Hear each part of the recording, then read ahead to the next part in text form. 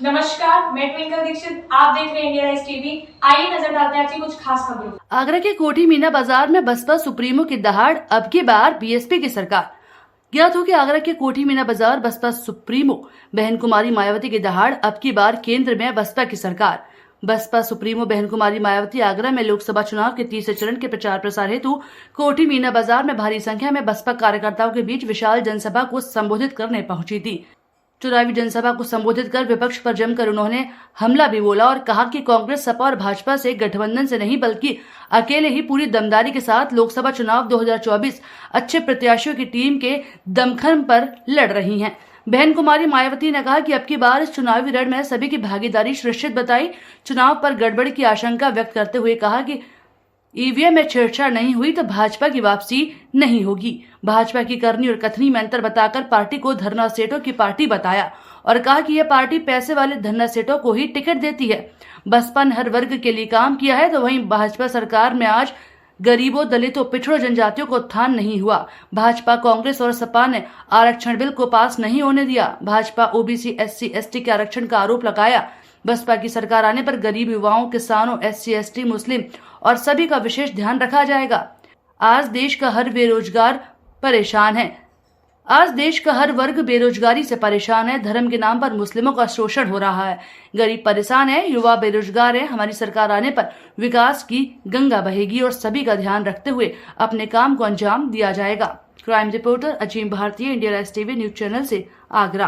कमजोर तबकों, मध्यम वर्गीय एवं अन्य दलित लोगों को जो इन्हें अच्छे दिन दिखाने के असल में प्रलोभन भरे वायदे किए हैं तथा अनेकों भरवा हमारी व्यवहार की गारंटी आदि दी है, तो उनका जमीनी हकीकत में अभी तक इन्होंने लगभग 1/4 हिस्सा कार्य भी नहीं किया है, बल्कि इसके स्थान पर इनका ज्यादातर समय में ताकत भी या इनके अपने चहेते रहे बड़े बड़े पूंजीपतियों एवं धरना सेठों को ही ज्यादा से ज्यादा मालामाल या धनवान आदि बनाने में तथा इन्हें हर स्तर पर छूट देने पर बनाने में ही लगी रही है, जिनके अधिकांश आर्थिक सहयोग से ही ये पार्टी या अन्य पार्टियां भी अपना संगठन चलाती हैं तथा चुनाव आदि भी आती है, जिसका काफी कुछ खुलासा बॉल की आई रिपोर्ट से भी हो जाता है। इसके साथ ही अब ऐसा लगता है कि कांग्रेस पार्टी की तरह ही बीजेपी ने भी केंद्र की तमाम सरकारी जांच एजेंसियों का ज्यादातर राजनीतिकरण भी कर दिया है। इसके अलावा देश के किसान वर्ग भी वर्तमान बीजेपी की सरकार ने शुरू से ही अपनी विभिन्न समस्याओं को लेकर काफी ज्यादा दुखी व परेशान रहे हैं और अभी भी हैं, जबकि यूपी में 4 बार हमारी पार्टी की सरकार ने इन अस्थायी तौर पर फ्री में जो थोड़ी सी खाद्य सामग्री दी जा रही है, तो उससे इनका स्थायी तौर पर बड़ा होने वाला नहीं है।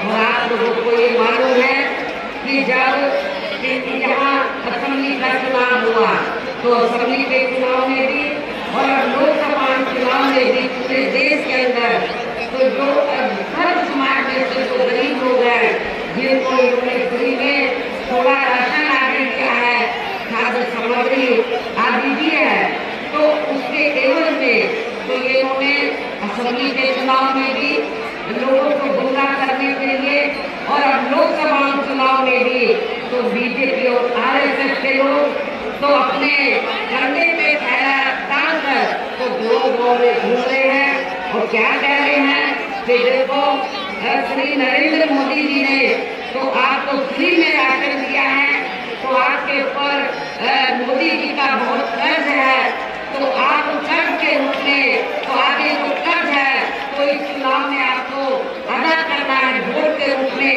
बीजेपी को वोट देकर आपको ये कर्ज अपना अदा करना है। लेकिन मैं अपने ऐसे सभी लोगों को, गरीब लोगों को ये कहना चाहती हूँ, गरीब लोगों को थोड़ा जो फ्री में राशन आदि दिया है, तो ये कोई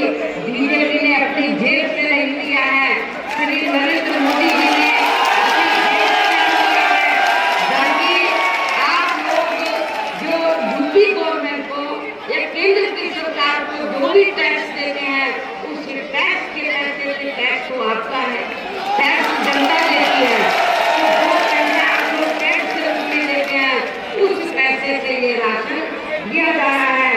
इसमें बीजेपी का कोई ऐसा नहीं है और ना ही श्री नरेंद्र मोदी जी का इनका कोई ऐसा नहीं, कोई कर्ज नहीं है।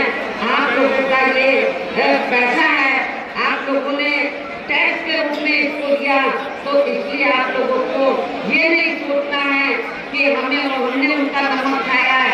ये नमक तो आप ही लोगों का है। आप लोगों ने राशन आदि दिया गया है, तो इनके घटाने में आप लोगों को कतई भी नहीं आना है। लेकिन है और वैसे भी ये तो गरीब लोग हैं, वैसे भी इनकी ये जटिल समस्या देश में हर हाथ को काम देने से केवल दूर हो सकती है, जिसकी तरफ हमारी पार्टी की बड़ी सरकार विशेष ध्यान देगी। साथ ही देश में परेशान नजर आते हैं, हर मामले में हर स्तर पर हमें काफी दुखी व परेशान नजर आते हैं। इनके गलत कृषि नीतियों के कारण किसान वर्ग की आय दिन कमजोरी की रहता है। साथ ही इनके गलत आर्थिक नीतियों की वजह से देश की अर्थव्यवस्था पर भी इसका काफी बुरा प्रभाव पड़ा है, जिससे यह विशेषकर छोटे एवं मध्यम वर्ग के व्यापारी वर्ग भी काफी ज्यादा दुखी व परेशान है। और अब केंद्र में पूर्व की नई सरकारों की तरह ही वर्तमान भाजपा सरकार में भी यहाँ पूरे देश में गरीबी, बेरोजगारी एवं महंगाई आदि की लगातार काफी ज्यादा बढ़ रही है। देश में हर स्तर पर फैला भ्रष्टाचार भी अभी तक खत्म नहीं हुआ है। साथ ही अपने देश की सीमाएं भी अभी तक पूरे तौर से सुरक्षित नहीं है। ये भी बड़ी चिंता की बात है। ऐसे में अब आप लोगों को देश में हो रहे लोकसभा आम चुनाव में बीजेपी, आप लोगों को आम चुनाव में कांग्रेस, बीजेपी व इनकी सहयोगी पार्टियों को भी केंद्र की सत्ता में आने से जरूर रोकना है। जिनकी गलत नीतियों व गलत कार्य प्रणाली आदि को आप लोग काफी हद तक आजमा सकते हैं। आगे ताजा खबरों से जुड़े रहने के लिए हमारे चैनल को सब्सक्राइब, लाइक, बेल आइकन दबाना ना भूलें। धन्यवाद।